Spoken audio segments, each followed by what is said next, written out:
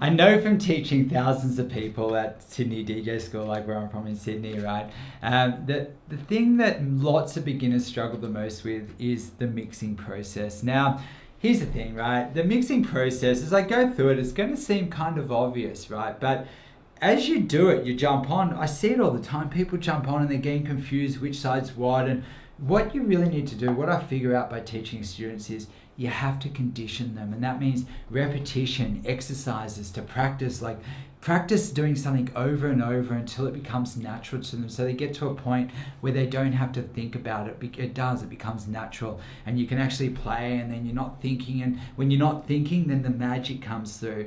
But anyway, right, let's just start in. So in this video, right, I'm going to give you a hands-on demo of what you need to do every single time you mix in a new song. And let's say you're unsure about your mixing. Yeah, sure, you can pick up a lot of free stuff right off my videos, but they are following no real sequence. And sure, I'm generous with information. I try and give as much as I can.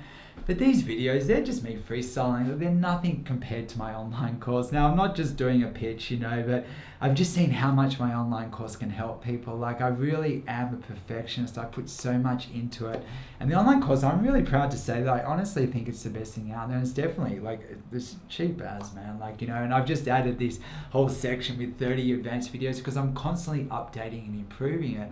And those 30 videos, the advanced videos, right, but you wouldn't be ready for that, a lot of beginners, right? So it starts with the beginning, but then the advanced videos, that takes it to another level. And I'll be honest, in Sydney, those 30 videos, that would probably equal like, 15 plus classes, because there's so much in there, and each class in Sydney will be worth like $100. So to be honest, that section alone, it's worth so much more than what I'm charging. But anyway, so if you find that when you're mixing, you're not 100% sure where to come in, and maybe things aren't lining up all the time, I can condition you. I can have you DJing like a pro within an hour. We just got to follow a sequence. Like this whole, for you, it must be frustrating. I feel for you because I think a lot of people that are following my channel are just searching random stuff. Now, obviously the people that have spent years figuring it out fully understand everything. But if you don't fully understand everything, honestly, why take 20 years what you can learn in a few weeks? But anyway, pitch aside, let's go in, because I love doing these videos and I do love sharing and helping as many people as I can.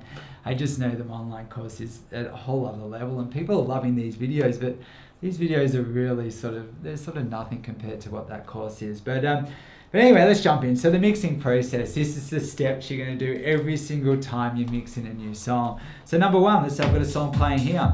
And what I do is I just think about what I'm going to play next. So I go to the other deck, find a song that I like, select the song. And then I just I've got a cue point, so I could go set cues on the parts I want to play. Or ideally, find the parts you want to play and maybe even work back, giving yourself some time to beat match. Now, if you're not sure where to set cues, I've got a video on where to set cues on the free video course on my page. So I'll put that link in below. Check that out. There's a lot of really cool stuff to get you started there. But in this case, I'll go to my cue. And then before hitting play, you just want to check the BPMs are the same. Now, I know someone recently sort of ripped on the channel a bit, said, oh geez, I'm matching the tempo faders visually. Yeah, I'll be honest, I do know how to do it without, and I've got another video coming up where I show you the authentic way to beat match, which means not looking at anything, okay? It's actually a lot of fun, but let's face it, right? A lot of people these days are using sync or they're line matching. So personally, I don't want to use sync, I don't want to line match, but I think maybe a compromise, right, is allow people to look at the BPMs. All club gear these days has got the BPMs on the screen. So what that means is I could actually match the BPM of this song to that one with the tempo fader. But again, if I am moving the tempo fader, just make sure the master tempo button's on to hold the original sound of the song. So okay, so I've loaded my song, I've loaded my cue point, and then I can check my BPMs of both songs are the same. And now this song's ready. But then the question is, when abouts in this song playing, do I introduce my new song to the mix? Now, that's a two-part question really. So number one, it's understanding where the changes are in the song. So let's say there's a change here, for instance. 2, 3, 4, bang, right? So that's it. It's called a 1. Now this is phrasing. Now if I come in with the changes, honestly, everything's going to line up because there's a way that's music's made. And if we follow the formula used to make songs and then come in with the changes, everything lines up. Now, I've got a video on phrasing coming up, but again, I go into way bigger detail on that on my online course. And phrasing isn't a grey area. You have to come in with the changes. But then another thing to consider, I'll just come in here and I'll talk about it as I do it, right? Bang, I come in. But then you've got to also be careful of like cutting the choruses in half. So the chorus is the main part of the song. So you see here, I've seen the chorus is coming to an end. I've come in a little bit early to give myself some time to beat match. So I better do that now. So that's the thing, when I hit play, maybe I've hit play slightly off beat and I have to check the beats just with my headphones here. So the volume's down.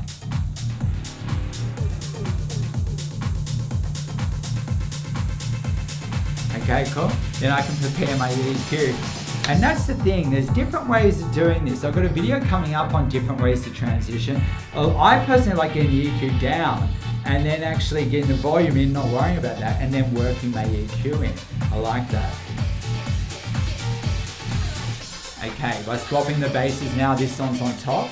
I'll start working it in, and I'm pulling this one back to the EQ. I love doing EQ work, I do. I know sometimes people just do volume fader stuff. Actually, I might take that out. Okay, and I know just on that quickly, because I was getting on a bit of a tangent, these are completely freestyle, right? So what happens is, then, see, people with your transitions, so that's the last step in the mixing process. So just going through it again, I guess get my song ready, I go to my cue, I check my BPMs, I come in like on a 1, but I'm thinking about not messing with the chorus, I beat match and stuff, then basically then it's like your transition. But with your transition, like I said, I've got a video coming up, but a lot of people just like taking out the bass and coming in. I even see pros doing that. But personally, I think, right, this is my take on it, that you can get more aggressive with the EQ and just get the volume in, and by using the EQ to come in, it's almost like I'm coming in inside of the song. But anyway, I've got another whole video on that where it's like just explaining. I'm going to break it down fully, like it's a really cool video. But anyway, so let's go to the next song in the playlist. So I go now, select my song, select my cue point, check my BPM, come in. Okay, now I've come in before the end of the chorus. I beat match, prepare my EQ. I like coming in with the EQ in the same way, but I move differently. And now let's see, maybe I can pull this one back.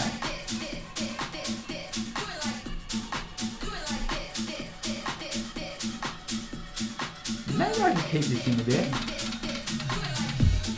So I've got that bass, and maybe I could bring this vocal up. But I've got to be careful of this one kicking back in. Maybe I'll grab it.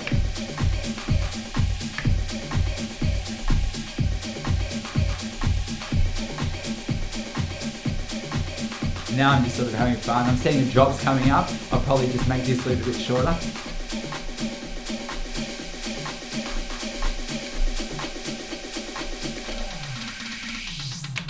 Okay, that's just sort of messing around, right? But okay, so I came a little bit off track, okay? But now let's keep going, right? So now, let's go to the next song. So step 1 in the mixing process, go find the song I want to play, select the song, select the cue point, check the BPMs are the same. If they're different, move the BPM to match the one playing. Now with moving BPMs, they say you can move them roughly 5 BPMs from their original speed. So if you did have a song at 120 and another one at 130, you could move them both 5. You could even move the one playing 5 BPMs while it's playing. As long as the master tempo is on, you're not even going to hear that. So that means anything with a range of 10 BPMs can be beat matched. Now with house, it's probably not going to come into play that often because everything's kind of close, like the BPMs have a closer range. But when mixing trap and the R&B and pop, it can really come into play. But check out my videos on that, right? So I've done it. But you'll see in every video, the mixing process is the same. That's what beginners have to master first. So okay, so I've loaded my song, cue point, match the BPMs, and now it's just when do I hit play. To be honest, you know what? Like, see, if we're mixing with our cues, maybe I could go here. Let's just test it, see what happens. Okay, so I've hit play.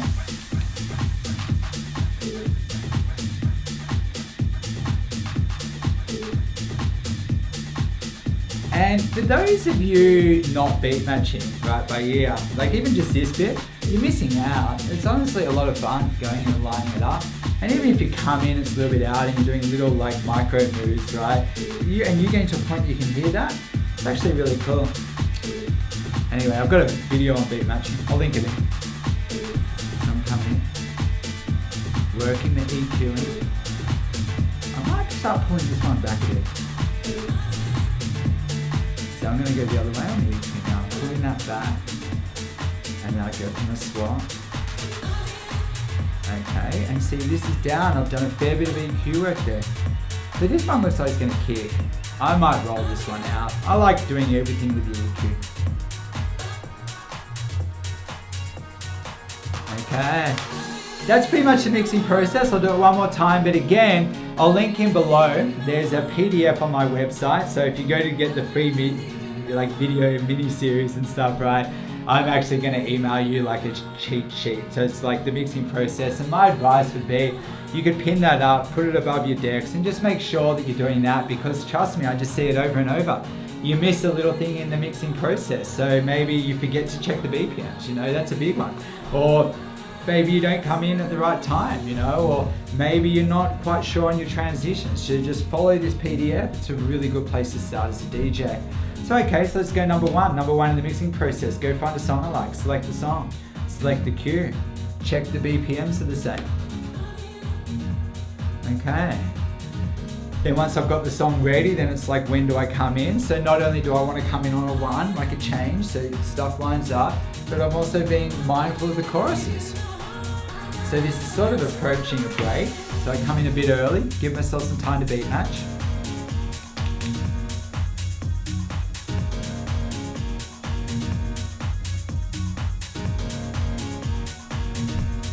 Work my way in.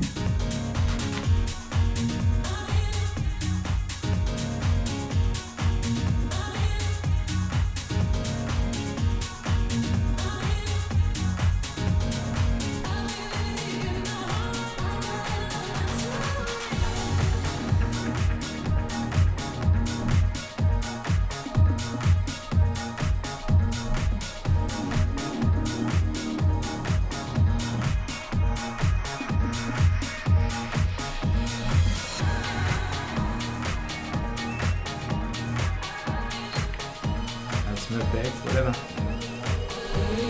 And now that's coming in. I gotta kill this.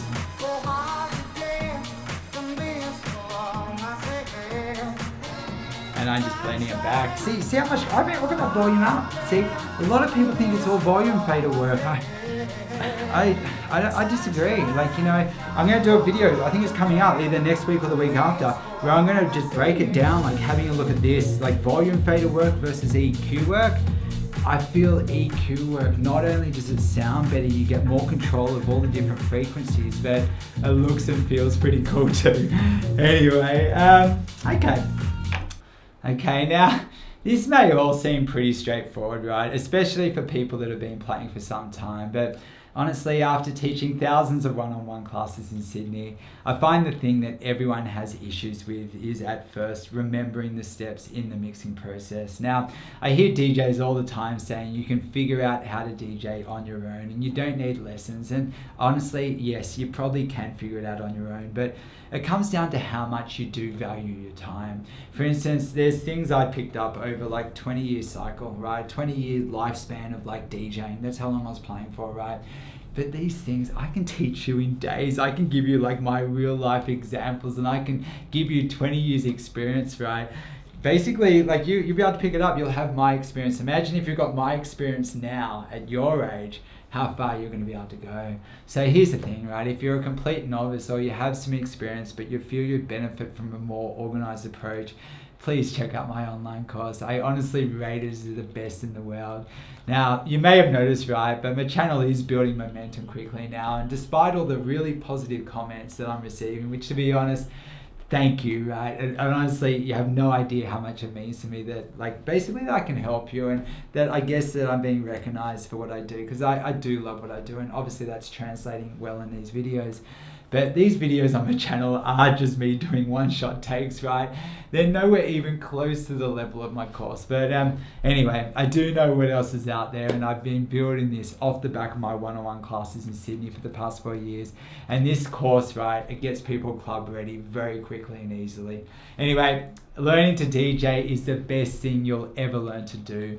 It's a way to experience music, and by putting yourself in front of people, you're going to grow and build confidence fast. Now, I also think life is better when you have an outlet for your creativity and something to be passionate about. And the beauty of DJing is you can share your sound and your creativity with many. Not to mention, right, DJs get all the girls. I'm just joking. But anyway, right, check out my course. It'll get you where you need to be, plus some. Thanks for watching. And if you want to join the Club Ready tribe, please subscribe now.